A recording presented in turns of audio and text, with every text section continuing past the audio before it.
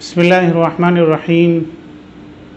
الحمد لله رب العالمين، والصلاة والسلام على سيد المرسلين محمد وآله وصحبه أجمعين. قال الله تعالى في كتابه المجيد: يا أيها الذين آمنوا أطيعوا الله وأطيعوا الرسول وأولي الأمر منكم فإن تنازعتم في شيء فردوه إلى الله والرسول. صدق اللہ العظیم. بہت سے لوگ یہ سوال کرتے ہیں کہ جب دین ایک ہے، اللہ ایک ہے، قرآن ایک ہے، رسول ایک ہے، تو پھر ائمہ مجتہدین کے درمیان اور فقہا کے درمیان، علماء کے درمیان اختلافات کیوں ہیں؟ یہ سوال بہت ہی واجب سوال ہے، بہت بنیادی سوال ہے. آج کی اس نشست میں اسی سوال پر گفتگو ہوگی کہ ائمہ مجتہدین کے درمیان اور فقہا کے درمیان اختلافات کیوں پیدا ہوئے. اس سلسلے میں سب سے پہلی بات یہ ہے کہ ائمہ مجتہدین کے درمیان اور فقہا کے درمیان اختلافات دین کے اصول میں نہیں ہیں، دین کی بنیادوں میں نہیں ہیں، دین کے بنیادی احکام میں نہیں ہیں. یعنی اللہ کی وحدانیت میں کوئی اختلاف نہیں، نبی کی نبوت میں، رسول کی رسالت میں کوئی اختلاف نہیں، قرآن میں کوئی اختلاف نہیں کہ وہ اللہ کی کتاب ہے، آخرت کے عقیدے میں کوئی اختلاف نہیں، حشر و نشر میں کوئی اختلاف نہیں، جنت اور جہنم کے مسئلے میں کوئی اختلاف نہیں، حساب کتاب کے معاملے میں کوئی اختلاف نہیں. اسی طرح دین کے جو بنیادی احکام ہیں، نماز ہے، روزہ ہے، زکوٰۃ ہے، حج ہے، ان سب کے بارے میں کوئی اختلاف نہیں. اس کا مطلب یہ کہ تمام ائمہ یہ مانتے ہیں، تمام فقہا یہ مانتے ہیں کہ یہ عبادات فرض ہیں، ان کا انکار کرنے والا اسلام سے خارج ہے. روزہ ایک مہینے فرض ہے، حج کرنا صاحب استطاعت پر فرض ہے، صاحب نصاب کے لیے زکوٰۃ فرض ہے. البتہ اس کی کچھ شکلوں میں اختلاف ہے اور اس کے کچھ اسباب ہیں جس پر آئندہ گفتگو ہوگی. نماز کے سلسلے میں اس بات میں بھی کوئی اختلاف نہیں ہے کہ نماز کی تعداد 5 ہے، ان کی رکعات کے بارے میں بھی کوئی اختلاف نہیں، لیکن نماز کے جو کچھ طریقے ہیں ان میں اختلاف ہے. یعنی نماز میں کیا چیز فرض ہے، کیا چیز فرض نہیں ہے، اس میں اختلاف ہے. کیا چیز واجب ہے اور کیا چیز واجب نہیں ہے، اس میں اختلاف ہے. کیا چیز سنت ہے اور کیا چیز سنت نہیں ہے، اس میں اختلاف ہے. نماز کب فاسد ہوگی، سجدہ سہو کب واجب ہوگا، ان چیزوں میں اختلاف ہے. دوسری بات یہ کہ یہ اختلاف آج کا اختلاف نہیں ہے، یہ اسلام کے ابتدائی دور سے اختلاف چلا آ رہا ہے. خلفائے راشدین کے زمانے میں اختلاف تھا، صحابہ کرام کے زمانے میں اختلاف تھا، لیکن صحابہ کرام نے ایک دوسرے کو کبھی بھی اس سلسلے میں لعن طعن نہیں کیا، ایک دوسرے پر نکیر نہیں کی. یعنی صحابہ کرام میں بعض لوگ رفع یدین کرتے تھے، بعض لوگ نہیں کرتے تھے، بعض لوگ آمین بالجہر کرتے تھے، بعض لوگ آمین بالجہر نہیں کرتے تھے. لیکن ان کے درمیان آپس میں محبت تھی، اخوت تھی، بھائی چارہ تھا۔ فروعی اختلاف کی بنیاد پر ان میں آپس کے تعلقات کبھی بھی خراب نہیں ہوئے۔ وہ ان اختلافات کو بہت زیادہ اہمیت نہیں دیتے تھے، اور اس بنیاد پر امت میں کبھی بھی انتشار اور افتراق نہیں ہوا۔ یہ بات ہمیں اچھی طرح سمجھ لینی چاہیے۔ اب یہ سوال پیدا ہوتا ہے کہ یہ اختلافات کیوں ہوئے؟ ان اختلافات کے اسباب کیا ہیں؟ ان کی وجوہات کیا ہیں؟ بنیادی طور پر ان اختلافات کے 6 اسباب ہیں۔ نمبر 1، اصول کا اختلاف، یعنی فقہا کے درمیان، ائمہ مجتہدین کے درمیان یہ اختلاف اس لیے ہوئے کہ ان کے اصول میں اختلاف ہے۔ اصول کا مطلب یہ کہ اصول اجتہاد، مسائل کو مستنبط کرنے کے جو اصول اور ضابطے ہیں، انہی ضابطوں میں اور انہی قواعد میں ائمہ مجتہدین اور فقہا کے درمیان اختلاف ہے، اس لیے اختلاف پیدا ہوا۔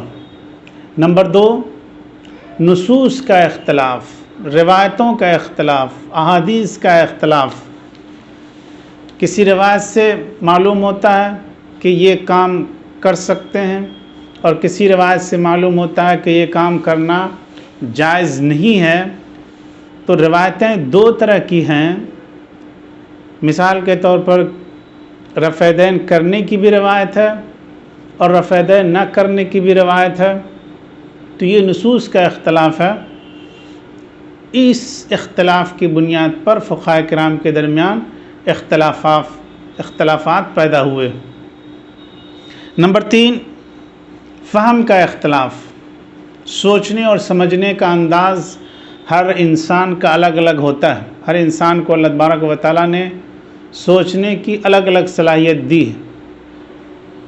الگ الگ اینگل سے ہر انسان سوچتا ہے۔ ہر انسان کی وویک، قوت استنباط، قوت اجتہاد الگ الگ ہوتی ہے، اس لیے فقہا کے درمیان اختلاف پیدا ہوا۔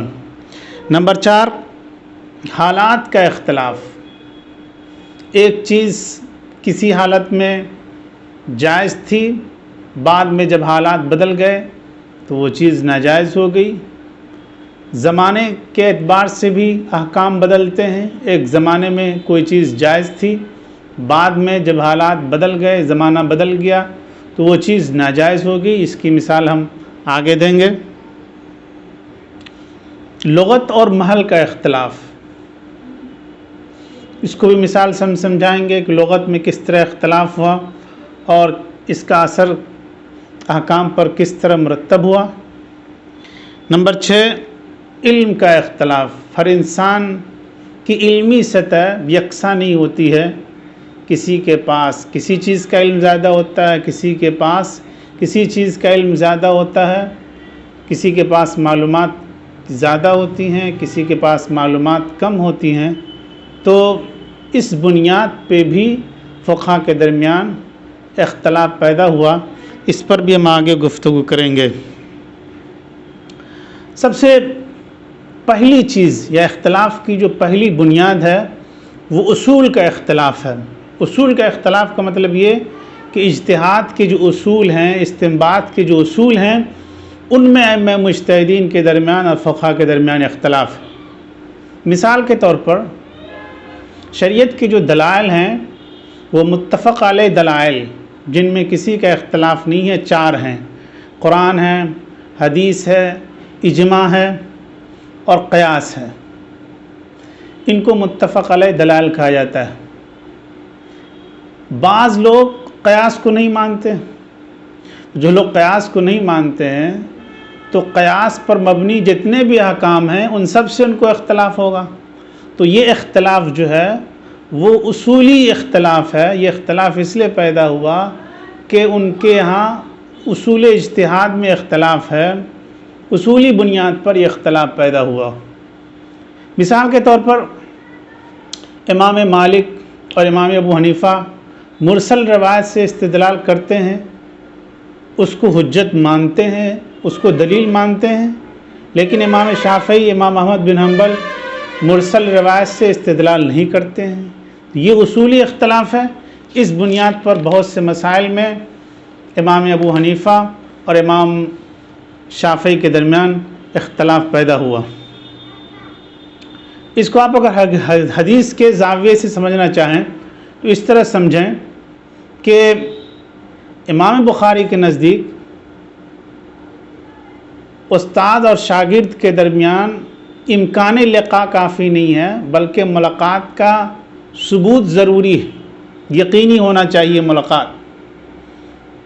اور امام مسلم کے یہاں صرف امکان لقاء کافی ہے۔ تو اس بنیاد پر بہت سی روایتیں جو امام مسلم کے یہاں صحیح ہیں، امام بخاری کے یہاں وہ روایت ضعیف ہیں۔ یہ اختلاف کیوں پیدا ہوا؟ یہ اختلاف اصولی بنیاد پر پیدا ہوا۔ امام بخاری کے شرائط بہت سخت تھے اور امام مسلم کے جو شرائط تھے وہ اتنے سخت نہیں تھے۔ اسی لیے روایت کی حیثیت میں اور روایت کے درجات میں اختلاف پیدا ہوا، اور یہ اختلاف اصولی بنیاد پر پیدا ہوا۔ امام ابو حنیفہ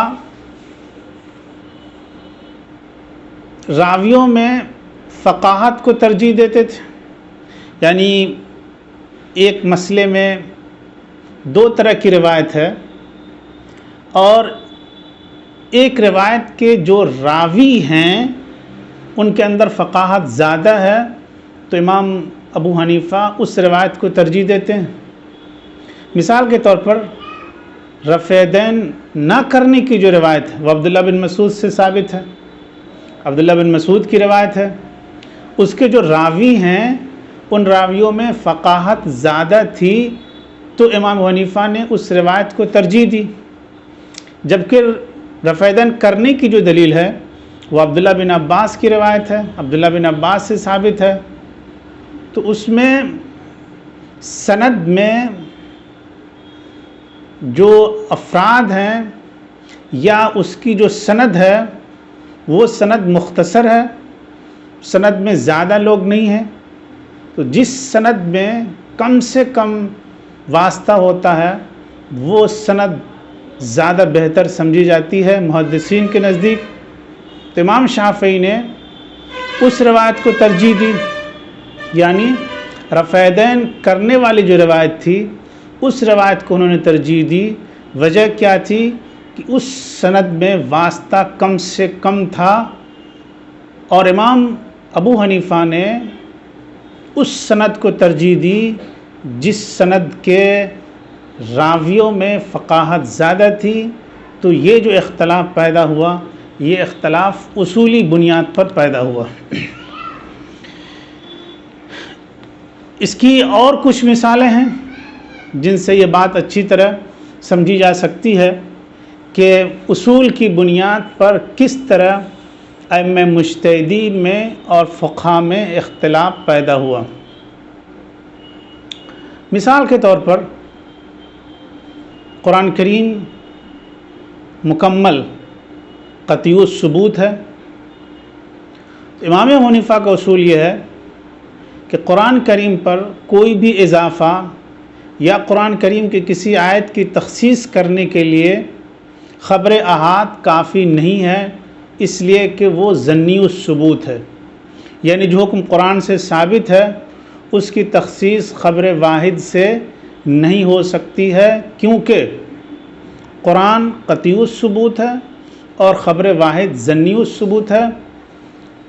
کتاب اللہ پر اضافہ کرنے کے لیے یا کتاب اللہ کی تخصیص کرنے کے لیے کم سے کم مشہور درجے کی روایت ہونی چاہیے یا متواتر درجے کی روایت ہونی چاہیے۔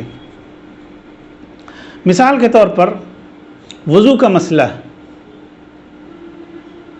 امام شافعی کے نزدیک وضو میں نیت کرنا فرض ہے، اور امام ابو حنیفہ کے نزدیک وضو میں نیت کرنا فرض نہیں ہے۔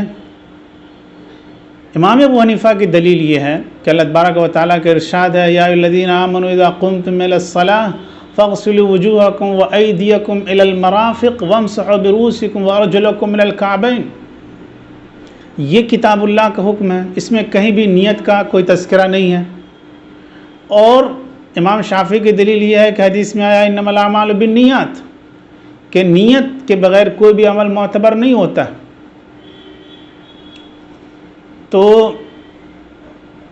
امام ابو حنیفہ نے یہ کہا کہ چونکہ قرآن میں صرف ان 4 اعضاء کے دھونے کا حکم ہے، اس لیے اس پر نیت کا اضافہ اگر ہم کریں گے تو اس کے لیے کم سے کم خبر مشہور، حدیث مشہور ہونی چاہیے یا خبر متواتر ہونی چاہیے، حدیث متواتر ہونی چاہیے۔ انما الاعمال بالنیات یہ خبر واحد ہے، اور خبر واحد سے کتاب اللہ پر اضافہ نہیں کر سکتے ہیں یا کتاب اللہ کی تخصیص ہم نہیں کر سکتے ہیں۔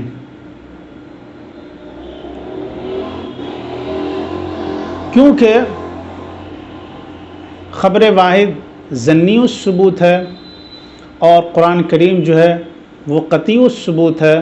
قطعی الثبوت پر اضافہ کرنے کے لیے یا قطعی الثبوت کی تخصیص کرنے کے لیے ظنی الثبوت جو ہے وہ کافی نہیں ہے۔ اس پر ایک اشکال پیدا ہوا امام حنیفہ پر کہ آپ وضو میں کہتے ہیں کہ نیت ضروری نہیں ہے، جبکہ آپ تیمم میں کہتے ہیں کہ نیت کرنا ضروری ہے، حالانکہ وہ وضو کا بدل ہے، وضو کا الٹرنیٹ ہے۔ تو اصل میں اور بدل میں آپ فرق کیوں کرتے ہیں؟ تو اس کا جواب امام ابو حنیفہ کی طرف سے یہ دیا گیا کہ وضو پانی سے ہوتا ہے۔ پانی کے بارے میں اللہ تبارک و تعالیٰ کا ارشاد ہے وَأَنزَلْنَا مِنَ السَّمَاءِ مَاءً طَهُورًا، ہم نے پانی کو پاک کرنے والا بنا کر کے اتارا۔ تو یہ نیچرل کلینر ہے، آپ نیت کریں نہ کریں، پانی جہاں ڈالیں گے وہاں صفائی ہو جائے گی، اس کے لیے نیت کرنے کی ضرورت نہیں ہے۔ اللہ تبارک و تعالیٰ نے آگ کو جلانے کے لیے پیدا کیا ہے، آگ کے سامنے کوئی چیز رکھیں گے وہ چیز جل جائے گی، چاہے آپ نیت کریں یا نہ کریں۔ اس کی اور مثال ایک اگر آپ سمجھ سکتے ہیں تو مثال کے طور پر کسی کو آپ ایک گھونسا ماریں تو آپ نیت کریں یا نہ کریں کہ نویت ان اضرب الگھونسا فلانا، اس کو چوٹ لگے گی، اس لیے گھونسا مارا ہی جاتا ہے چوٹ لگانے کے لیے۔ تو جو چیز فطری طور پر کسی چیز کے لیے بنائی گئی ہے اس میں نیت کرنے کی ضرورت نہیں ہے۔ پانی کو نیچرلی اللہ تبارک و تعالیٰ نے پاک کرنے کے لیے بنایا ہے، تو اس میں نیت کرنے کی ضرورت نہیں ہے۔ جہاں تک مٹی کا سوال ہے تو مٹی نیچرلی طور پر پاک کرنے کے لیے نہیں بنائی گئی ہے، وضو اور غسل کے لیے مٹی نہیں بنائی گئی ہے، بلکہ آپ سپوز کریں گے، فرض کریں گے کہ ہم اس سے پاکی حاصل کر رہے ہیں، اس کو مطہر مان رہے ہیں، پاک کرنے والا مان رہے ہیں، تو آپ ایک چیز جب فرض کریں گے اسی کا نام نیت ہے۔ اس لیے تیمم میں نیت کرنا ضروری ہے اور وضو میں نیت کرنا ضروری نہیں ہے۔ دوسری بات یہ کہ تیمم کے معنی ہی آتے ہیں نیت کرنے کے، تو خود لغوی معنی کے اعتبار سے تیمم میں نیت شامل ہے، اس لیے تیمم میں نیت کرنا ضروری ہے، جبکہ وضو میں ایسی بات نہیں ہے۔ دوسرا مسئلہ وضو سے متعلق ہے کہ وضو میں ترتیب، جس ترتیب سے قرآن کریم نے اعضائے وضو کو دھونے کا حکم دیا ہے، اسی ترتیب سے اعضائے وضو کو دھونا امام شافعی کے نزدیک فرض ہے، امام ابو حنیفہ کے نزدیک سنت ہے۔ امام شافعی کی دلیل یہ ہے کہ حضور اکرم صلی اللہ علیہ وسلم نے فرمایا کہ ابدؤ بما بدا اللہ تعالی، کہ جس طرح اللہ نے شروع کیا ہے اسی طرح تم بھی شروع کرو، یعنی پہلے چہرہ دھو، پھر اسی سے اس کے بعد جو اعضاء ہیں ان کو ترتیب سے دھو۔ امام ابو حنیفہ کی دلیل یہ ہے کہ یہ حدیث خبر واحد ہے اور قرآن کا جو حکم ہے وہ قطعی الثبوت ہے، تو خبر واحد سے ہم کتاب اللہ پر اضافہ نہیں کر سکتے ہیں۔ قرآن کریم میں اللہ تبارک و تعالیٰ نے حکم دیا فَاغْسِلُوا وُجُوهَكُمْ وَأَيْدِيَكُمْ إِلَى الْمَرَافِقِ وَامْسَحُوا بِرُؤُوسِكُمْ وَأَرْجُلَكُمْ، یہاں پر جو عطف کیا گیا ہے واو کے ذریعے کیا گیا ہے، اور واو مطلق جمع کرنے کے لیے آتا ہے، اس میں ترتیب نہیں ہوتی۔ یعنی اس آیت کا مطلب یہ ہے کہ ان چاروں اعضاء کو دھونا، کس کو پہلے دھونا کس کو بعد میں دھونا ہے، اس سے کوئی بحث نہیں ہے۔ اسی لیے اگر کوئی ڈائریکٹ ندی میں چھلانگ لگا دے تو اس کا وضو ہو جائے گا، حالانکہ اس میں کوئی ترتیب نہیں پائی جاتی۔ تو خلاصہ یہ ہے کہ یہ جو حدیث ہے ابدؤ بما بدأ اللہ تعالیٰ بہ، کہ جس سے اللہ نے آغاز کیا اس سے تم آغاز کرو، یہ امام شافعی کی دلیل ہے۔ اور امام حنیفہ اس کے جواب میں کہتے ہیں کہ یہ خبر واحد ہے، اور خبر واحد سے کتاب اللہ پر اضافہ نہیں کر سکتے ہیں۔ تو یہ جو اختلاف پیدا ہوا کہ ترتیب سنت ہے امام ابو حنیفہ کے نزدیک اور امام شافعی کے نزدیک فرض ہے، اس کی وجہ جو ہے وہ اصولی اختلاف ہے۔ اصولی اعتبار سے امام حنیفہ کا اجتہاد الگ ہے اور امام شافعی کا اجتہاد الگ ہے، ضابطہ دونوں کا الگ الگ ہے، اس لیے اختلاف پیدا ہوا۔ ایک اور مثال اس کے ہم لے سکتے ہیں، نماز میں جو قرأت کرنے کے لیے کہا گیا ہے اس میں کہا گیا فقرؤ ما تیسر من القرآن، قرآن میں سے جتنا تم کو آسان لگے اور جہاں سے آسان لگے اس کی قرأت کرو۔ امام حنیفہ کہتے ہیں کہ نماز میں مطلق قرأت کرنا فرض ہے اور سورہ فاتحہ پڑھنا واجب ہے۔ امام شافعی کہتے ہیں کہ نماز میں سورہ فاتحہ پڑھنا فرض ہے۔ یہ اختلاف کیوں پیدا ہوا؟ یہ اختلاف اصولی بنیاد پہ پیدا ہوا۔ امام حنیفہ کہتے ہیں کہ قرآن میں صرف قرأت قرآن کا حکم دیا گیا، قرآن پڑھنے کا حکم دیا گیا، اس میں سورہ فاتحہ پڑھنے اور سورہ ملانے کی الگ سے کوئی بات نہیں کہی گئی۔ اور حدیث میں کہا گیا ہے، امام شافعی کی دلیل یہ ہے کہ لا صلاۃ لمن لم یقرأ بفاتحۃ الکتاب، جو سورہ فاتحہ نہیں پڑھے گا اس کی نماز ہی نہیں ہوگی۔ تو اس لیے امام شافعی کہتے ہیں کہ سورہ فاتحہ پڑھنا فرض ہے۔ امام حنیفہ اس کے جواب میں کہتے ہیں کہ قرآن میں کہا گیا کہ مطلق قرأت کرو، اور یہ جو کہا گیا کہ لا صلاۃ لمن لم یقرأ بفاتحۃ الکتاب، یہ خبر واحد میں کہا گیا، تو کتاب اللہ پر اضافہ ہم خبر واحد کے ذریعے نہیں کر سکتے ہیں۔ قرآن نے مطلق قرأت کا حکم دیا ہے، لہذا اگر کوئی سورہ فاتحہ نہ پڑھے بلکہ 2-3 آیتیں پڑھ لے تب بھی اس کی نماز ہو جائے گی اور سجدہ سہو اگرچہ اس پہ واجب ہوگا۔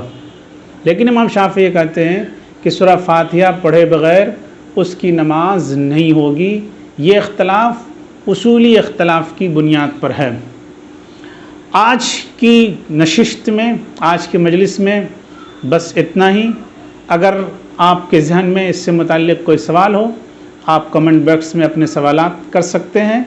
آئندہ کی مجلس میں ہم اختلافات کے دوسرے اسباب پر گفتگو کریں گے، یعنی آج کی جو گفتگو ہے وہ صرف اصولی اختلاف پر مبنی ہے۔ آئندہ کی نشست میں ہم نصوص کے اختلاف، فہم کے اختلاف، حالات کے اختلاف اور لغت اور محل کے اختلاف پر گفتگو کریں گے۔ والسلام علیکم ورحمۃ اللہ